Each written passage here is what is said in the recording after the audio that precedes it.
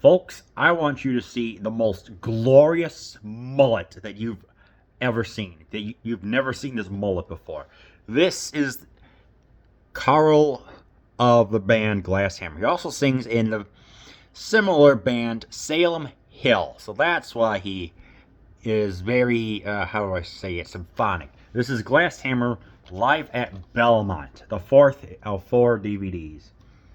What do we have on here? I can't even read this. Long and long ago, one king, run Lizette, farewell to Shadowlands, through the glass darkly, night of the north, when we were young, having caught a glimpse, and heroes and dragons, with extras on here.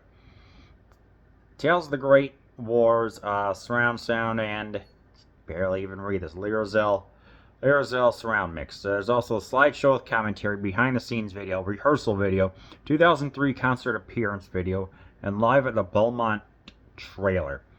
Belmont is a university. Where? I don't exactly know. So, in case you're wondering, yes, this is signed by Steve Babb and Fred Schendel.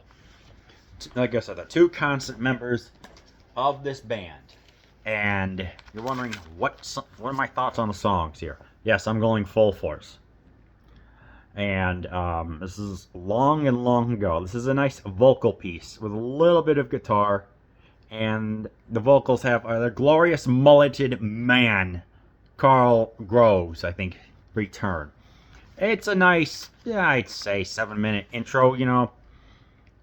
It's, more guitar based, you know. It's like, you know, you got everything else. You got them all playing in the background, but that's just the intro. One king. It's got a great keyboards in the middle, with the guitars just shredding away, and then back to the keyboards. Carl's vocals fit well, and this one feels a bit more compact. It's not as, I guess, noodly would be as some of the other versions that have been on here. Like, where was that at? Yeah, on Lex Live, it was alright, but it just didn't do much for me there.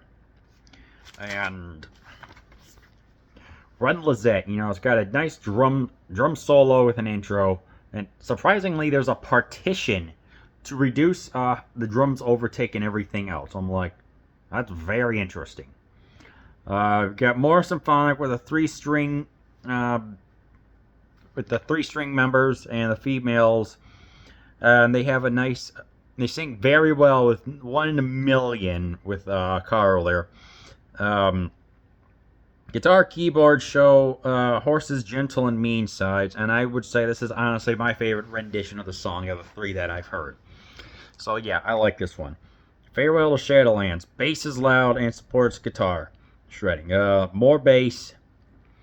The guitar and keyboards play off each other, and more melodies in this one.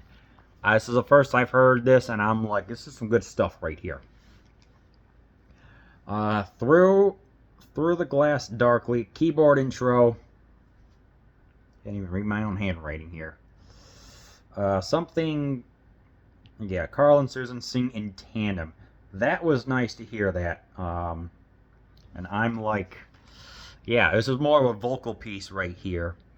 The song's pretty good. Night of the North, a 26-minute epic. I guess the string trio start and then the band. Great vocals with Carl and Steve. He's got a more deep voice. What I noticed in here was that there's the first person account and then the narrator account. Steve does the first person. Carl does he's the narrator. Definite good drummer. No, what I noticed, there's also sheet music for all the members, because when these songs are like maybe 6 minutes longer, and you're going to need some sheet music to help you with vocals and everything else. So I found that to be very interesting. When we were young, we get a 150 member choir with the conductor in front of the drummer. What? That doesn't make any sense. I'm like, you couldn't have moved them up a little bit more so that the conductor can get in and help with the orchestra, but nope, it's like drumming, and then there's, I'm like, what is this? That was really interesting. It's a tale of defying God and the consequences, and it's a good song. You know, it's like I liked. You know, they did some to give it a more ethereal sound, and also sing part of it. Having caught a glimpse, a string trio introduced the song. Nice duality of Susan and Carl. Nice bass and keyboards. Nice usage of the chorus. Beautiful keys. This one is I would say probably. See, between this and Night in the North, that is my personal favorite. It's the most epic. It's the most epic one on here. That it feels the most symphonically epic, and yes, it just it felt like the best usage of the choir.